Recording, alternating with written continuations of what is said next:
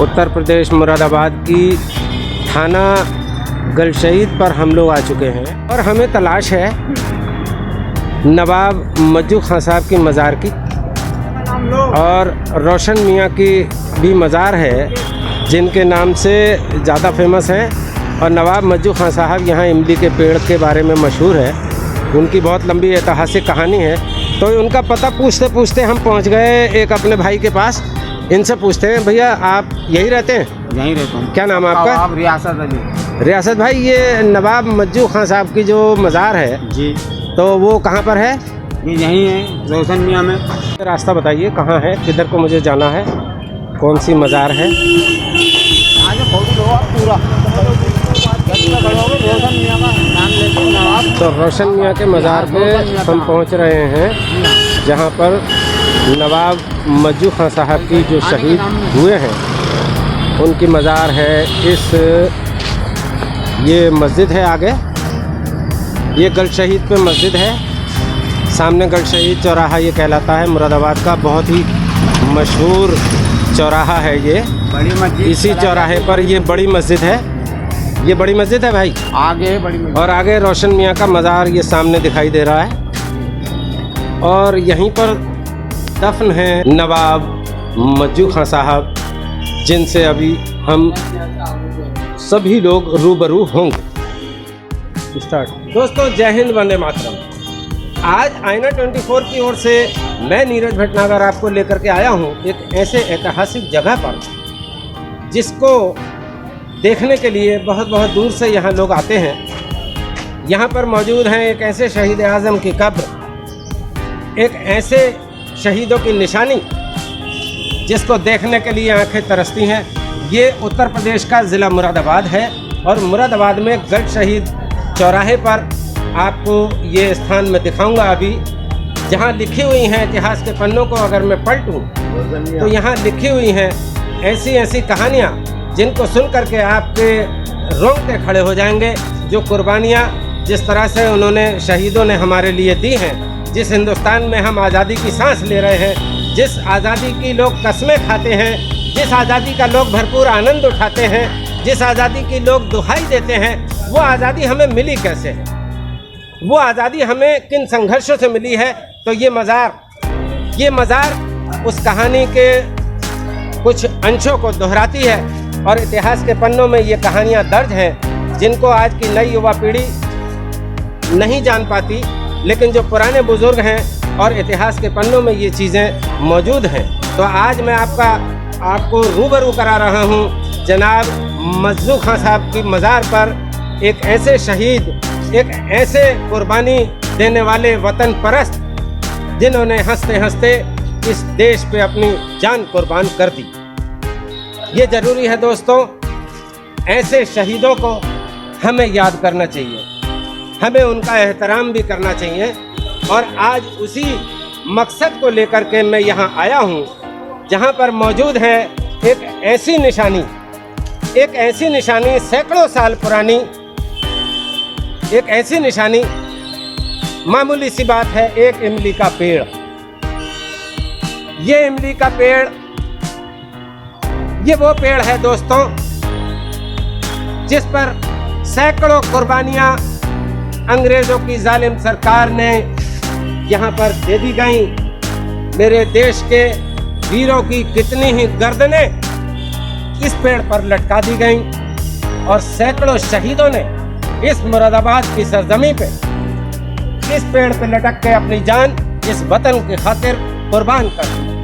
तो आज मैं आपको लेकर के आया हूँ और मैं दिखाता हूँ आपको यहाँ पर आज भी इस पेड़ पर देखिए एक प्रतीक के रूप में, एक निशानी के रूप में फांसी का फंदा आज भी लटका हुआ है। मैं कहूँगा अपने कैमरामैन से कि वो आए और ये दिखाएं। ये है इस पेड़ की कहानी और ये है इस पेड़ का इतिहास। ये वो पेड़ है दोस्तों, ये एक साधारण सा इमली का पेड़, ये एक साधारण सा इमली का पेड़ कितनी बड़ी कुर्बानियों को अपने आप में समेटे हुए है, कैसे शहीदों को याद दिलाता है और ये याद दिलाता है हमें ऐसे लोगों को जिनकी कुर्बानियों से आज हमें सबक लेना चाहिए। इस हिंदुस्तान की सरजमी पे ऐसे शेर भी पैदा हुए हैं जिनकी निशानियां आज भी यहाँ मौजूद हैं इस पेड़ के रूप में। और देखिए ये फांसी के फंदे के रूप में जो एक निशानी के तौर पे यहाँ पर बनाया गया है, रस्सा आज भी है। जाहिर सी बात है कि इतना पुराना रस्सा तो यहाँ नहीं हो सकता, लेकिन उनकी याद को ताज़ा करने के लिए आज भी ये रस्सा यहाँ पर लटकाया हुआ है। और ये रस्सा इस बात का गवाह है, इस पेड़ का ये एक एक जर्रा जर्रा इस बात की गवाही देता है कि अंग्रेज़ों की जालिमाना सरकार ने, अंग्रेज़ों की जालिम हुकूमत ने हमारे हिंदुस्तानियों के सर कलम कर दिए, हमारे हिंदुस्तानी सीनों को छलनी कर दिया। और इस पेड़ पे भाइयों, इस पेड़ पे सैकड़ों शहीदों को लटका दिया गया और उन्होंने अपनी जान इस पेड़ की डालियों में दफन कर दी। और आज भी यहाँ पर मौजूद है उनकी ये निशानी, जिसे मैं कहूँगा अपने कैमरामैन से कि इस पेड़ को चारों तरफ से दिखाएं। इस मुकद्दस पेड़ को, इस मुकद्दस पेड़ को मैं सैल्यूट करता हूँ, इस मुकद्दस पेड़ को मैं सैल्यूट करता हूँ। इस पेड़ की ज़मीन को मैं सलाम करता हूँ कि इसने ऐसे शहीदों को अपने ऊपर झुला दिया। आज ऐसे शहीदों ने अपनी जान इस पे कुर्बान कर दी। ऐसे पेड़ को मैं बार बार सैल्यूट करता हूँ और हिंदुस्तान की जनता से कहता हूँ कि अपने इन कुर्बान, इन जानिसारों को अपने आंखों पर बिठाए, सर आंखों पर बिठाए और उन्हें याद करें। ये जरूरी है भाइयों। आज आज़ादी का साधारण सा मतलब हम ये सोच लेते हैं, अगर आज हम किसी से बात करते हैं, किसी नौजवान से कहते हैं कि भाई आप ऐसा क्यों कर रहे हो, क्यों इस तरीके की बात कर रहे हो, तो वो कहते हैं, बड़ी आसानी से कह देते हैं, जेबों में हाथ डाल के कह देते हैं कि हिंदुस्तान आज़ाद है, हम तो आज़ाद हैं। अरे मेरे भाइयों, मैं कहना चाहता हूँ कि ये आपको जानना चाहिए, आप आज़ाद हैं तो हैं किस लिए, किसकी वजह से आप आज़ाद हैं, कौन लोग थे जिनके कारण आप आज़ाद हैं।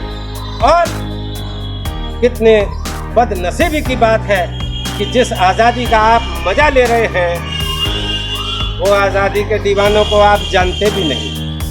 ये वीडियो आज मेरा बनाने का मकसद ही ये है कि उन वीरों की कुर्बानियों को, उन शहीदों को जिन्होंने हंसते हंसते अपनी जान इस वतन पे कुर्बान कर दी, ये ज़रूरी है कि हम उन्हें जानें। हमारे देश का इतिहास सिर्फ पन्नों में दबकर न रह जाए, हमें ये जानना चाहिए, हमें ये देखना चाहिए कि आखिर ये आज़ादी हमें किन कुर्बानियों से मिली है और कितनी खूरेजी इसके लिए हुई है, कितनी गोलियां शहीदों ने खाई हैं, कितने क्रूरतम अत्याचार इस जालिमाना हुकूमत अंग्रेज़ों के उन्होंने सहे हैं। तो इसके साथ ही मेरे भाइयों, यहाँ पर मैं उस महान हस्ती की, उस अजीमुशान हस्ती की मज़ार पे आपको लेके चलूँगा जिनका नाम है नवाब मज्जू खां साहब। आइए आइए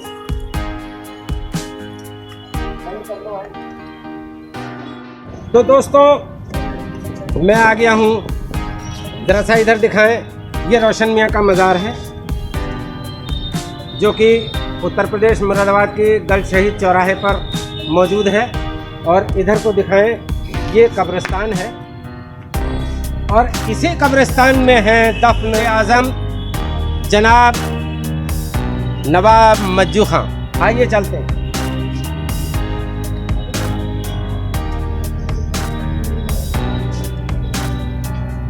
तो मैं ले आया हूं आपको, यह है उस अज़ीमुशान शख्सियत की बंदर खाने के लिए वो मज़ार जहां पर आज भी लोग इस मज़ार की मिट्टी को चूमने के लिए आते हैं। मेरे भाइयों, ये हैं नवाब मज्जू खां, जिनकी बहुत चंद लाइनों में उनकी कहानी को लिखा गया है, लेकिन ये कहानी चंद लाइनों की कतई नहीं है मेरे भाइयों। ये तो कहानी सिर्फ इतनी है कि सन 1857 में नवाब बहादुर शाह जफर साहब ने जनाब मज्जू खां को मुरादाबाद की हुकूमत का हाकिम बनाया था, और उसके बाद अंग्रेजों के जुल्म सितम को सहते हुए जनाब मज्जू खां ने अंग्रेजों से कई बार लड़ाइयाँ लड़ी, कई बार खूरेजी हुई, कई बार सीने पे गोलियां खाई, और सैकड़ों शहीद जिनके मुझे नाम भी नहीं पता, ये मेरा दुर्भाग्य है। मैं उनका नाम भी नहीं जानता, लेकिन ये जानता हूं कि ये जो पेड़ मैंने आपको दिखाया, ये उन शहीदों की गवाही दे रहा है। नवाब मज्जू खां साहब ने यहाँ पर जब उनसे संघर्ष किया तो अंग्रेजों की पलटनों को मुंह छिपाना भारी पड़ गया। उन्होंने यहाँ से भागने के बाद नैनीताल में अपना डेरा बनाया। यहाँ से भाग गए अंग्रेज डर के मारे। यहाँ के सरकारी खजाने पे हिंदुस्तानी बलिदानियों का कब्जा हुआ। हिंदुस्तानियों ने जब तक उनके खून में रंग रहा, जब तक उनके खून में गर्मी रही, उन्होंने इस हुकूमत को, यहाँ की सल्तनत को संभाला। लेकिन वही होता है कि आखिरकार जालिम अंग्रेजों ने नवाब मज्जू खां को गोली मार के शहीद कर दिया। और हद तो जब हो गई, इंतहा तो जब हो गई कि गोलियों से छलनी करने के बाद भी जालिम अंग्रेजों का दिल नहीं भरा। उन्होंने उनकी मृत शरीर को चूने में भिगो दिया। जरा सोचिए दोस्तों, क्या मंजर होगा वो जब एक घायल व्यक्ति को चूने के पानी में डुबो दिया जाएगा। मेरे भाइयों, ये सोच के रोंगटे खड़े हो जाते हैं कि कैसी कैसी ये जालिमाना हरकतें हमारे शहीदों ने बर्दाश्त की।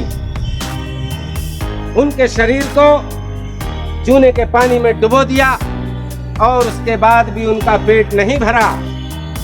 दोस्तों, उसके बाद भी उनका पेट नहीं भरा। ये बात इतिहास के पन्नों में मौजूद है कि इसके बाद भी जब अंग्रेजों का पेट नहीं भरा, उन्होंने जनाब मज्जू खां की शरीर को, उनके जिस्म को हाथी के पैरों से बांधकर शहर की सड़कों में घुमाया। मेरे भाइयों, ये हमें जानने की जरूरत है, ये हमें जानना चाहिए, ये हमारे लिए बहुत जरूरी है, ताकि हमारा खून जो आज देशभक्ति के जज्बे को लगभग भूल चुका है। दोस्तों, ये वीडियो आज बनाने का मेरा सिर्फ एक ही मकसद है, एक ही मेरा उद्देश्य है, एक ही मेरी चाहत है कि ऐसे जानिसार शख्सियत को, ऐसे वीरों को, जनाब चंद्रशेखर आज़ाद, सरदार भगत सिंह, राजगुरु सुखदेव, रानी लक्ष्मीबाई, ऐसे वीरों को भूलना नहीं चाहिए। नवाब मज्जू खां जो इतिहास के पन्नों में दबे हुए हैं, नई जनरेशन को उनसे सीख लेनी चाहिए, जिससे देशभक्ति का जज्बा हमारे अंदर बना रहे और अपनी जान इस देश के लिए कुर्बान होने के लिए तैयार रहे। अब वो वक्त आ चुका है कि हमारे हर नौजवान को जागना होगा, अपने देश के प्रति अपने जज्बे को जगाना होगा। तभी इस हिंदुस्तान का एक इतिहास उससे भी ज़्यादा सुरखरू होकर के तीर फलक पर आएगा। आईना 24 से नीरज भटनागर, कैमरामैन शानू के साथ।